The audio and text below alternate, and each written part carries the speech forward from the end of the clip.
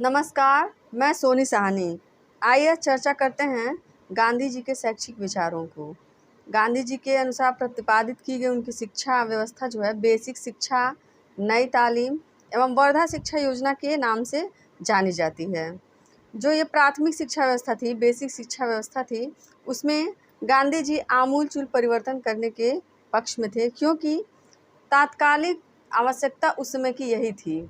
हमारा देश गुलाम था, अंग्रेज़ों की शासन व्यवस्था थी और उस गुलामी की जंजीरों से मुक्त होने के लिए हमारी शिक्षा व्यवस्था में राष्ट्रभक्ति की भावना, आत्मनिर्भरता की भावना को संस्थापित करने की आवश्यकता थी और वह बेसिक शिक्षा के माध्यम से ही हो सकता था। बेसिक शिक्षा के कर्णधार महात्मा गांधी थे। अंग्रेजी शासन के दौरान देश में जो भी शिक्षा पद्धति प्रचलित थी, वह भारतीय परिस्थितियों और वातावरण के अनुसार उपयुक्त नहीं थी, बल्कि हम ये कह सकते हैं कि शिक्षा व्यवस्था जो है वह प्रतिकूल थी। अंग्रेजी शिक्षा विदेशी संस्कृति, रीति रिवाज एवं आवश्यकता के अनुसार संचालित हो रही थी। यहाँ तक कि जो शिक्षा प्राप्त करके जो नवयुवक नौकरी पाना चाहते थे, वह भी एकदम अंग्रेजी बाबू बनना चाहते थे। उनके मन मस्तिष्क में ये भावना भर दी जाती थी कि कंपनी की नौकरी करके वो बहुत अधिक खुश रह सकते हैं, उनकी तरक्की हो सकती है। इसीलिए वह अंग्रेजी बाबू बनने के लिए तत्पर रहते थे और उनके अंदर आत्मनिर्भरता की भावना जो है विलुप्त हो गई थी और इस तरफ वो कोई ध्यान नहीं दे रहे थे। साथ ही साथ जो ये अंग्रेज़ों द्वारा प्रतिपादित शिक्षा पद्धति थी, उसमें बौद्धिक विकास का कोई नामो निशान नहीं था। बौद्धिक विकास से कोई लेना देना नहीं था।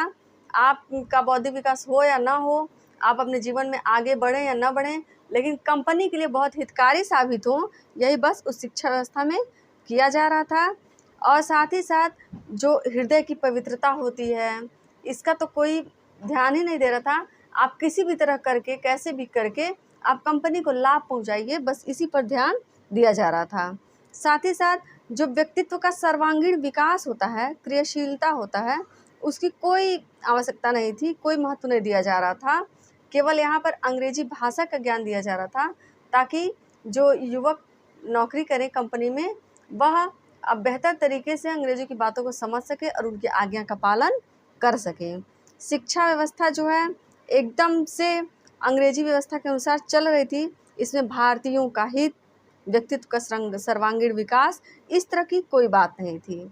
यह शिक्षा जो है बालकों के मन में पारिवारिक, सामाजिक और राष्ट्रीय तत्वों को उभारने में असफल थी, या यूँ कहिए कि इसमें इन तत्वों को सम्मिलित करने का प्रयास ही नहीं किया जा रहा था, कोई ध्यान नहीं दिया जा रहा था और सार्वजनिक शिक्षा की उपेक्षा की गई थी।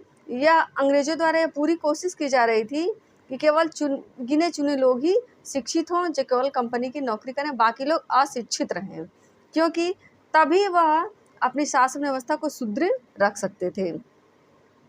उसी समय गांधी जी जैसे तमाम अधिकारियों का ध्यान देश की बेसिक शिक्षा व्यवस्था पर गया एवं देश की शिक्षा व्यवस्था की अन्य स्तंभों पर भी गया, जैसे माध्यमिक शिक्षा, उच्च शिक्षा, इन सब पर भी ध्यान दिया गया। वैसे जो अंग्रेज थे वो केवल उच्च शिक्षा पर ही ध्यान दे रहे थे। सन 1937 में जब प्रांतीय सरकारों की स्थापना हुई तो देश के नेताओं का ध्यान सार्वभौम शिक्षा की ओर गया। अतः स्वतंत्रता आंदोलन के साथ देश के नागरिकों को साक्षर बनाने का अभियान भी प्रारंभ हो गया। इस समय जो हम सार्वजनिक शिक्षा की बात करते हैं कि प्रत्येक व्यक्ति, प्रत्येक बच्चा साक्षर हो, उस पर ध्यान जो है सन 1937 में ही दिया गया था और इसके लिए प्रयास करना शुरू हो गया था ताकि सभी लोग शिक्षित हों और उनके अंदर राष्ट्रभक्ति की भावना भी रोपित की जा सके, वो राष्ट्रभक्ति की भावना से भी प्रेरित हों। गांधी जी के जो शैक्षिक विचार हैं वह उनके दर्शन सर्वोदय की भावना से प्रेरित थे। आपने सर्वोदय दर्शन में देखा था कि सर्वोदय से तात्पर्य होता है सबका उदय। तो शिक्षा में भी गांधी जी ने ऐसे प्रयास, ऐसे विचार रखने शुरू किए जिससे समाज का प्रत्येक वर्ग आत्मनिर्भर बन सके और प्रत्येक वर्ग का सर्वांगीण विकास हो। केवल मानसिक विकास ना हो, बल्कि शारीरिक, मानसिक, नैतिक, चारित्रिक हर तरीके से उनका विकास हो और समाज के हर वर्ग का विकास हो। उन्होंने कहा था कि शिक्षा से मेरा अभिप्राय व्यक्ति के सर्वांगीण विकास से है, अर्थात शरीर, मस्तिष्क और आत्मा के विकास से। साक्षरता स्वयं शिक्षा नहीं है। इसीलिए गांधी जी कहते हैं कि मैं बालक की शिक्षा का आरंभ लाभप्रद हस्तकला से करना चाहता हूँ और उसे शिक्षा के आरंभ से ही उत्पादन के योग्य बनाना चाहता हूँ। इस प्रकार प्रत्येक विद्यालय आत्मनिर्भर हो सकता है। शर्त यह है कि इन स्कूलों के निर्माण का कार्य राज्य अपने हाथ में ले ले। ये जो गांधी जी के शैक्षिक विचार हैं, इससे स्पष्ट हो रहा है कि गांधी जी बालकों के सर्वांगीण विकास पर ध्यान देना चाह रहे थे, या शिक्षा व्यवस्था में सर्वांगीण विकास को अनिवार्य करना चाह रहे थे। बालक प्रत्येक दृष्टि से विकसित हो और साथ ही साथ वह आत्मनिर्भर बने। बालक स्वयं तो आत्मनिर्भर बने ही, विद्यालय भी आत्मनिर्भर बने। मतलब कि विद्यालय का जो खर्च है वह बालकों के हस्तकला के अंतर्गत, प्रशिक्षण के अंतर्गत उत्पादित वस्तुओं से ही उसका खर्च वहन किया जा सके, जिससे कि राज्यों पर अन्य कोई खर्च न पड़े। विद्यालय से संबंधित विद्यालय स्वयं अपना खर्च वहन कर सके। वैसे भी प्राचीन भारतीय संस्कृति में यह जो आत्मनिर्भरता थी वह स्वतः ही थी। प्रत्येक परिवार, ग्राम का प्रत्येक परिवार, प्रत्येक व्यक्ति किसी न किसी हस्तकला में निपुण हुआ करते थे और प्रत्येक व्यक्ति, प्रत्येक परिवार एक दूसरे का सहयोग करते हुए स्वयं आत्मनिर्भर बनकर जीवन यापन करता था। बाद में धीरे धीरे यह प्रक्रिया विलुप्त होती गई और लोग किसी के अंडर में नौकरी के लिए प्रेरित होने लगे और इसी का फ़ायदा अंग्रेज़ों ने उठाया और वह भी भारतीयों को लालच देकर कंपनी में बाबू बनाने के लिए प्रयासरत होने लगे। गांधी जी ने इसी कमी को पहचाना, इसी चीज़ को पहचाना और उन्होंने शिक्षा के माध्यम से व्यक्तित्व का, व्यक्ति का, परिवार का सर्वांगीण विकास करने का प्रयास किया। इसीलिए सन 1937 में वर्धा सम्मेलन का आयोजन हुआ। 22-23 अक्टूबर सन 1937 को जब वर्धा में जो राष्ट्रीय शिक्षा सम्मेलन बुलाया गया, उसमें प्रांतीय शिक्षा मंत्रियों, शिक्षा संचालकों एवं देश के अन्य शिक्षाविदों ने भाग लिया। गांधी जी ने अपने विचारों को एक शिक्षा योजना के रूप में प्रस्तुत किया। इस सम्मेलन में निम्नलिखित प्रस्ताव पारित किए गए। सबसे पहले इसमें आता है, राष्ट्रीय स्तर पर सभी 7 वर्ष से लेकर 14 वर्ष तक के बालक बालिकाओं को निःशुल्क और अनिवार्य प्राथमिक शिक्षा प्रदान की जाए। दूसरा, शिक्षा का माध्यम मातृभाषा हो। तीसरा, इस काल में शिक्षा प्रक्रिया किसी प्रकार की उत्पादक शारीरिक काम को केंद्र मानकर ही चले।